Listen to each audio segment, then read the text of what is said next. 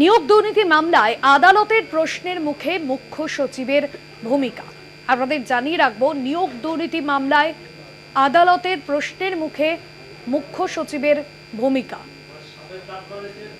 যে খবরে নজর রেখেছি, নিয়োগ দুর্নীতি মামলায় আদালতের প্রশ্নের মুখে মুখ্য সচিবের ভূমিকা।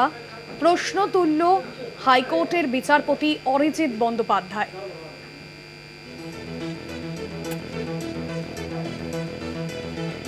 প্রশ্ন তুলল বিচারপতি অরিজিৎ বন্দ্যোপাধ্যায়। অপূর্ব সিনহার ডিভিশন বেঞ্চ অভিযুক্ত সরকারি আধিকারিকদের বিরুদ্ধে পদক্ষেপে সমর্থন নেই কেন, সংশ্লিষ্ট সংস্থার সম্মতি আদায় করা হয়নি কেন, কি পদক্ষেপ করেছেন মুখ্য সচিব, প্রশ্ন তুলল কলকাতা হাইকোর্ট।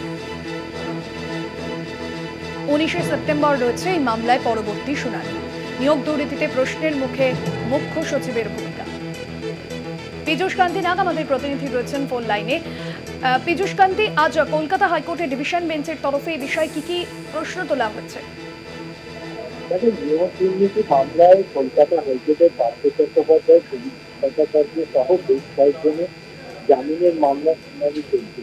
এর আগে এই মামলার শুনানি চলাকালীন যে সমস্ত সরকারি শিক্ষিত ব্যক্তিরা রয়েছেন তাদের বিরুদ্ধে সিপিআই এর পক্ষ থেকে রাজ্য সরকারের কাছে কমপ্লেন চাওয়া হয়েছিল।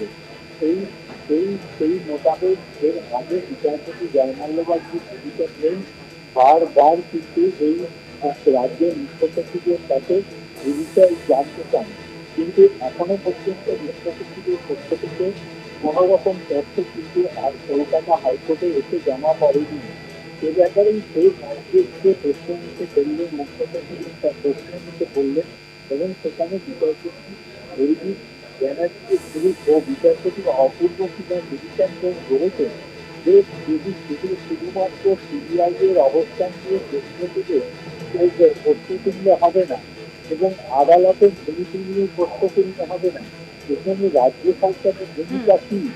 এর আগেও ডিভিশন বেঞ্চ মুখ্য সচিবকে বারংবার পদক্ষেপ করার অনুরোধ করেছিল, কিন্তু এখনো পর্যন্ত তিনি তার স্পষ্ট অবস্থান জানাননি। ফলে এই যে ট্রায়াল, সেই ট্রায়াল পিছিয়ে যাচ্ছে, চার্জশিট পিছিয়ে যাচ্ছে, মামলা বিলম্বিত হচ্ছে, এমনটাই মন্তব্য কলকাতা হাইকোর্টের ডিভিশন বেঞ্চের বিচারপতি অরিজিৎ ব্যানার্জির ডিভিশন বেঞ্চে। আগামী শুনানিতে সিবিআইকে এই বিষয়ে তাদের বক্তব্য জানাবার নির্দেশ কলকাতা হাইকোর্ট। একদমই, ধন্যবাদ তোমার।